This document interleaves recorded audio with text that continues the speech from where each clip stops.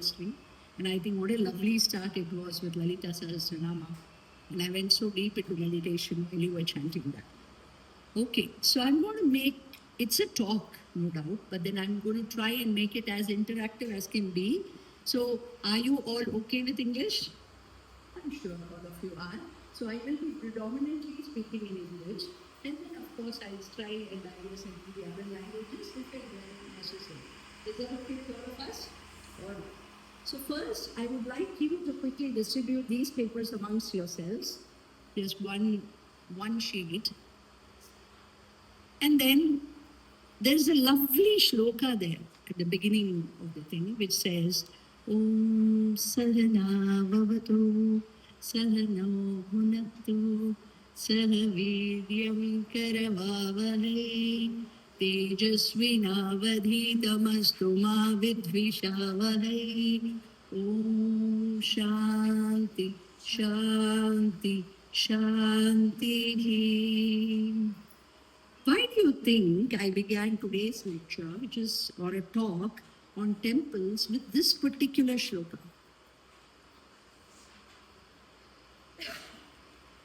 How many of you here have dwelt on the meaning of the shloka? Almost all of you are chanting, right? How many of you know the meaning of this shloka? One akka here, definitely. One of your little akkas here knows the meaning. And I think it is very, very important to understand what we are saying so that we say it with that bhava, right? So today, offering salutations to all those army men out there who are fighting for a beautiful cause, I think this shloka is very appropriate because this is what it says. It says, together may we to move, together may we to relish our studies, that is the teacher and the student. Together may we perform our studies with vigor. May what has been studied by us be filled with the brilliance of knowledge. May it not give rise to hostility. Right? So we are all studying so many things together, but there is this often tendency of ours to get into controversies. It also, we try and argue it out with each other, or we become hostile if the idea or the philosophy doesn't resonate with us, right? Many a time we see that happening to ourselves. That does not mean we must not question. Correct? It is very important to question whatever we are learning. So if you really look at our parampara, you will notice that almost all our ancient scriptures are in question answer mode. Okay? So the question to you now is, how many of you actually dare to question or ask questions when you are asked to do certain things or visit certain temples? Okay, so if you really dare to ask questions, put your thumb up. If you don't really dare much, okay, I ask a few questions now and then, do this. And if you don't ask questions at all, do this. Okay, all right. I like that. So almost everybody says, I'm somewhere in between. I ask a few questions sheepishly, not very open-heartedly. And I then sometimes don't ask questions at all. So one of you dared to say, I don't ask questions at all. But what happens when we don't ask questions? Or when questions don't come to our minds? What do you think happens when no questions come to our mind? Very simple. Our brain shuts down. It doesn't open to receiving any knowledge at all. So it's very, very important to be curious and ask a lot of questions. Now, here is the first question for you. All right, you have a little sheet of paper which gave you the meaning, and right behind, you have a little map. Okay, so, and I have some pencils here. You can quickly pass them on too. I want you to circle the temples that you have visited or you have heard of and you wish to visit. So I'll give you a few seconds. Have a look at the map. It reads Shankara Digvijaya Yatra. Simply means Adi Shankaracharya walked the length and the breadth of the country and he visited all these places. And he did some phenomenal work in each of these places. Have you heard of them? If yes, you can put a tick against the name. And if you want to go there soon, you can circle it and say, hey, I'm zeroing in on you. And if you're truly curious to know more about it, then put a double circle around it.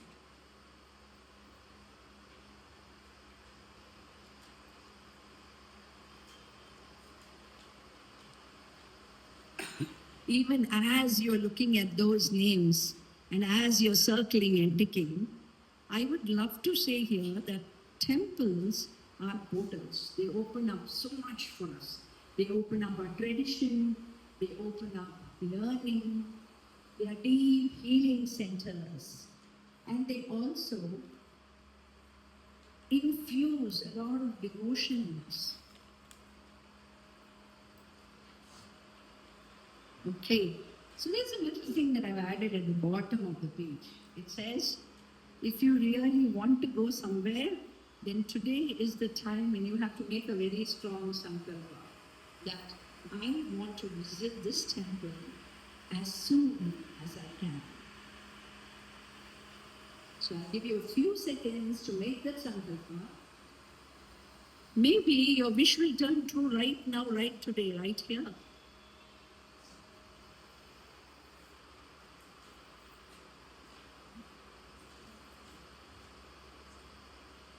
Wow, I can see some really good sankalpa happening there. Alongside that, I would like you to answer yet another question. What are the things that come to your mind when you think of a temple? What do you see in a temple? I want you to write just one or two words. What do you see in a temple? What's the first thing that's coming to your mind? Prasadam. Like that. So prasadam definitely for many of us. What comes to your mind when you think of a temple? First God, what then have prasadam you or other? seen? First prasadam, then God. Idol? Garrett? So one says idol. What have you written? What came to your mind when you thought of a temple? Prasadam. Okay. Idol. Okay. She thinks of the idol first. Okay. Idol. The sculpture. Okay. The sculpture. The Garbhagriha. Okay, so there's a new term that's coming here. Garbhagriha. Come on, think a little deeper now. What are the other things that come to your mind when you think of a temple? A bell, of course, a bell. Exactly. A gopuram, wonderful. A gopuram of a temple, yes. What? Dvajastambham, yes. I can actually do beautiful stambhas right beside me, not one but two. All right, Dvajastambham. That is another thing that comes to your mind. What else? Energy. Wow, somebody is talking about energy. Now that you've written these one or two names, I would like you to add another question to it and say, why? Why do you have an idol? Why do you have the Dvajastambha? Why are they providing you with prasadam? Why is there a Garbhagriha? Garbha means womb, right? Why is that? And why is the Garbhagriha so dark? Yeah. Anything and everything that comes to your mind. Have you ever asked this question why? One of my young friends here, she's very candid. She said, no, I never asked that question why. Well, so this is exactly what you're going to do. In an hour's time, we will work on how important it is to question, because you just did one small shloka and it said, and this is something that you find in Kathopanishad. And it is in one of the Upanishads, and it starts here. It says, let us as teacher and student not argue with each other, but question each other in order to enhance our knowledge. Let's go ahead and do that. So bell it is, gopuram it is, all right. So I'm going to turn this into a few stories now for you. All right. Here is one small episode that happened with me. Shall I start with my story as a young girl who was just like you? I was asked to go to a temple. In this temple, I walked into, and then my mom and my teacher said I must carry my pencils, which I gave you now, and some books. And I need to go to this temple and I need to place it at the altar. And they promised me that if I do that, I'm going to get splendid marks. How many of you have done this? Yes, I like that. Quite a few, right? You do go, keep your book and your pencils and your pens at the altar because you're expecting some miracle to happen. Something. So, have you seen that people go into temples and use a black charcoal and write the numbers on the walls? Yes, right. Somebody has noticed this. And have you also noticed that they also mark their percentage and say 96%, 80%, 70%, trying to make, something work for them. But I, as a child, just did not like that. I said, something is wrong here. This is not the way to do things. I questioned my mother. I became rebellious. And I said, no way am I carrying my pencil and pen there. I would like to go and visit it because you're asking me to, but I don't think what we are doing is right. Any guesses what this temple is? Who do you think was the main deity in this temple? Ah, oh, give her a very good hand. I didn't even expect that as the first answer. It is Hayagriva. So this temple was a Hayagriva temple. How many of you know Hayagriva? Okay, at least 10% of the people out here seem to know Hayagriva. He is considered to be the god of knowledge. And he has the head of a horse, right? He has the head of a horse. So my question was this. Why does the God of knowledge have the head of a horse? Why doesn't he have any other animal's head? Why should it be only the head of a horse? Now, what do you think happened when I started asking these kinds? Do you think I got answers so easily? Not really, okay? You're like, what a ridiculous question. It's there. You just accept it and move on. No, I wore my thinking cap then because I have a question in my head, you see. Whenever we have a question in our head, we begin to search. We begin to explore. We begin to start making connections. And that is exactly what happened to me. I said, okay, let me study a horse. What do you know about a horse? 4 legs. What do you know about a horse? It's fast. It runs. What else? What does it eat? It eats fresh grass. Very good. What does it constantly keep doing? Okay, how does it sleep? Have you ever watched a horse sleeping? Wow, look, your party has really observed. Huh? She said the horse sleeps standing. It seems to be taking a nap right there standing. Even if it does lie down, it is lying down only for a very short span of time. All right. What else? Now, a horse keeps galloping. A horse keeps running in circles because it is its nature to run. Whether you whip it or whether you ask it to run, that doesn't matter. It keeps running. And it eats fresh food. But when it keeps running and suddenly stops, have you noticed it breathing? How does it breathe? Okay, I quickly give you a comparison because you have not watched it breathing. Have you seen a cheetah? Is that equally fast or even faster? Why does a cheetah run? Why does a cheetah run? In search of food. It runs only when it is hungry and only when it is in search of food. What happens after it gets its prey or stops running? How does it breathe? Huh? Areva, yes. Have you seen its tongue out and it's trying to cool itself off? Have you ever seen a horse doing that? Not at all. We've not seen a horse. And once it finishes consuming its food, how does a cheetah sleep? There,